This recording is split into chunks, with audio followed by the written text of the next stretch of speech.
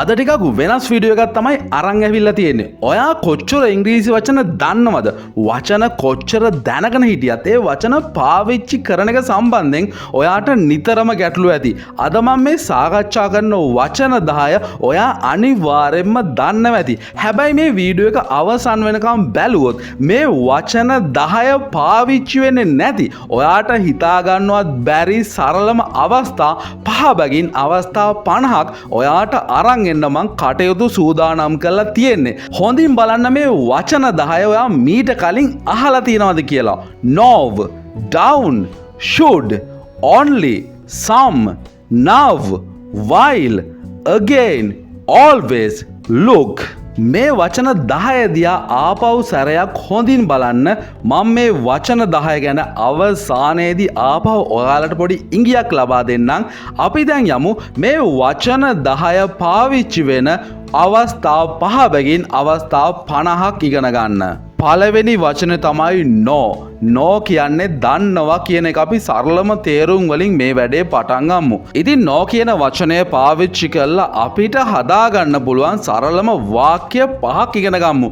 මෙතෙන්දී ඔයා මතක තියාගන්න ඕන දේ තමයි මේ no කියන වචනය පාවිච්චි වෙන විදිය සම්බන්ධයෙන් අවබෝධයක් ඇති කරගන්න. ඊට පස්සේ ඒක ලේසියෙන්ම පාවිච්චි කරන්න පුළුවන්. I know මම දන්නවා. ඔයා මොනවා හරි යමක් දන්නවා නම් ඔයාට කියන්න පුළුවන් I know මම දන්නවා. I know her මං එයාව දන්නවා. මං ඇයව දන්නවා. I know her. I don't know. මේක ගොඩක් අය දන්න වාක්‍යයක්. මම දන්නේ නැහැ කියන එක තමයි I don't know කියන එකෙන් කියවෙන්නේ. No one will know. කවුරුවත් දැනගන්න එකක් නැහැ. No one will know. You should know it. ඔයා ඒක දැනගන්න ඕනේ.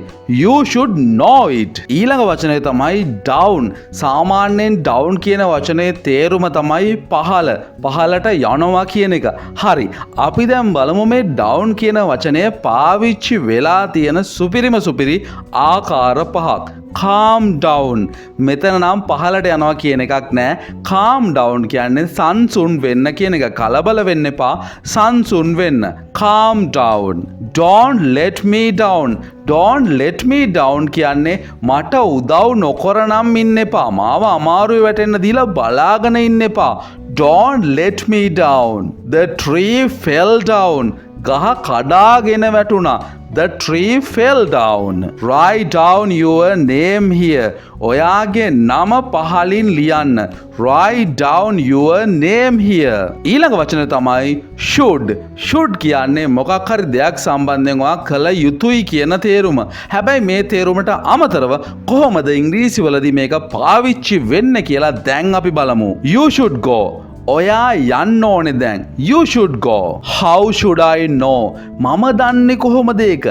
How should I know? මම දන්නේ කොහොමද? Where should we go? අපි කොහෙද යන්න ඕනේ? Where should we go? What should I bring? මම මොනවද අරන් එන්න ඕනේ? What should I bring? You should stay in bed. ඔයාට ඇඳෙන් බහින්න නම් හොඳ නෑ. ඇඳට වෙලාම ඉන්න. You should stay in bed. දැන් අපි කතා කරන වචනේ තමයි only. only කියන්නේ එකම දේ කියන එක. මේක ආසන්න තේරුමක් විතරයි. අපි බලමු උදාහරණ වාක්‍ය 5කින්. Are you an only child? ඔයා පවුලේ එකම ළමයාද? ඔයා එකම දරුවද? Are you an only child? I only slept 2 hours. මම නිදාගත්තේ පැය 2ක් විතරමයි. I only slept 2 hours. I only spent $3. මම ඩොලර් 3ක් විතරමයි වියදම් කළේ. I only spent $3. My house is only a mile from here. මගේ ගෙදර තියෙන්නේ මෙතන ඉඳන් සැතපුමක් විතර එහායින් විතරයි. She met him only recently. ඇය ඔහුව හම්බුනේ මේ ටික දවසකට කලින් විතරමයි. ඊට කලින් හම්බ වෙලා නැහැ. She met him only recently.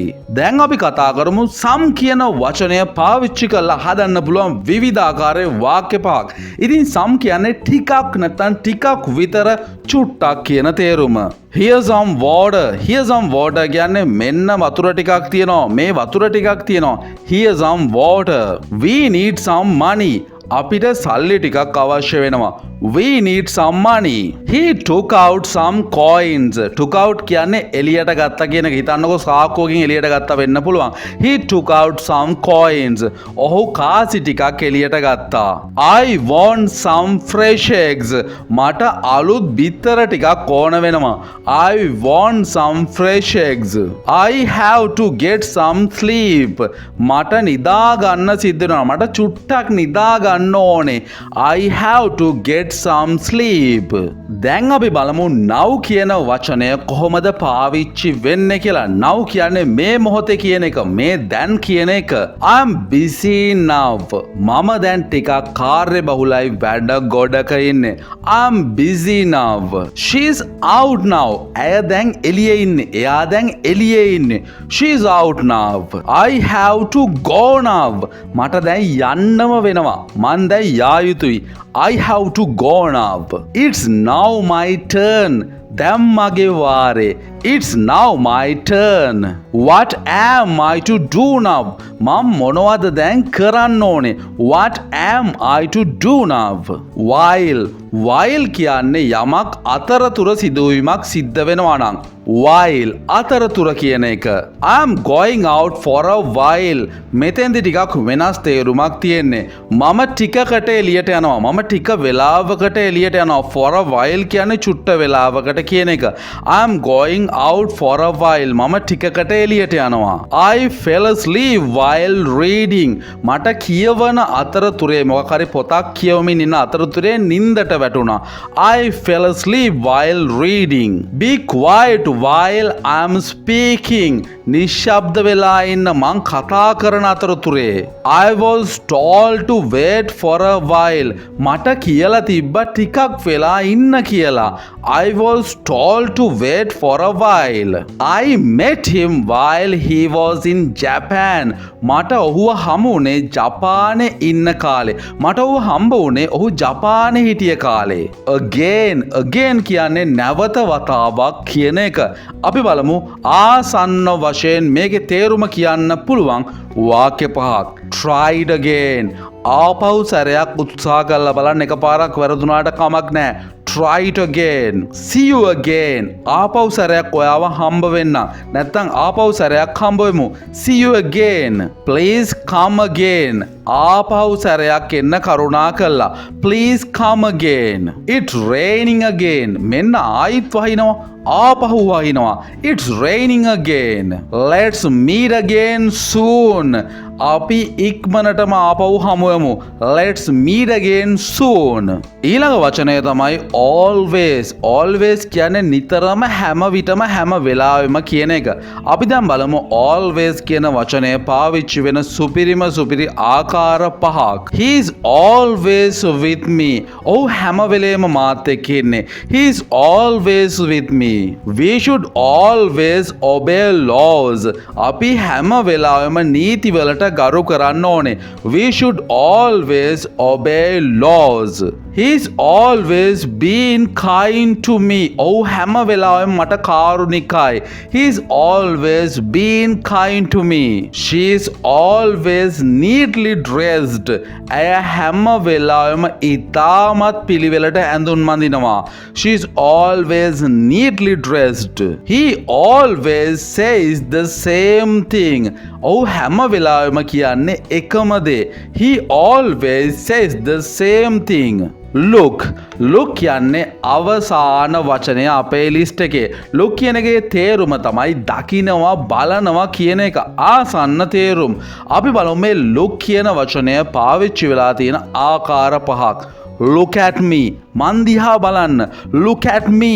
You look sick. පේන විදියට නම් ඔයා ලෙඩ පාටයි. You look sick. Look at that smoke. Smoke කියන්නේ දුමට. බලන්න අර දුම දිහා. බලන්න ඒ දුම දිහා. Look at that smoke. These pearls look real. මේ මුතු ටික නම් ඇත්තම ඒවා වගේ. හැබැයි මේ ඇත්ත නෙමෙයි. හැබැයි ඇත්තම ඒවා වගේ. These pearls look real. Take a look at this map. මේ සිතියම දිහා පොඩ්ඩක් බලන්න. Take a look at this map. දැන් ඔයා වචන 10ක් සහ ඒ වචන 10 පාවිච්චි වෙන ආකාර 5 බැගින් ආකාර 50ක් ඉගෙනගෙන තියෙන්නේ. ආපහු සැරයක් මේ වචන 10 බලන්න. ඔයා කලින් හිතාගෙන හිටියට වඩා මේ වචන 10 සම්බන්ධයෙන් ඔයාට අවබෝධයක් තියෙනවා නම් ඔයාට මේ වචන 10 පාවිච්චි කිරීමේ හැකියාව කලින් වතාවට වැඩිය වැඩි වෙලා තියෙන්නේ. ඉතින් මේ ඇක්ටිවිටි එක ආපහු සැරයක් කරන්න. මේ වීඩියෝ එක ආපහු සැරයක් බලලා මේ වචන 10 ආපහු වතාවක් ඔයාගේ ඔළුවට දාගන්න try කරන්න. ඔයා සාමාන්‍ය ජීවිතේදී කතා කරනකොට අවශ්‍යම වෙන වචන 10ක් තමයි මම මේ විදියට ඉතාම සරල උදාහරණ වලින් පැහැදිලි කළේ. මේ විදියට ඔයාට පුළුවන් සරලම වචන අරගෙන ඒ සරල භාවිතා ඔයාටම ජීවිතයට එකතු කරගන්න. ඔයා මේක දිගටම ප්‍රැක්ටිස් කළොත්. ඉතින් මම බලාපොරොත්තු වෙනවා මේ විදියේ වීඩියෝස් දිගටම සකස් කරන්න. ඔයාගේ අදහස පහලින් කමෙන්ට් කරගෙන යන්න කලින් අනිවාර්යයෙන්ම වීඩියෝ එකට ලයික් එකක් දාගෙන යන්න. එහෙනම් next වීඩියෝ එකෙන් ඉක්මනටම හමු වෙමු.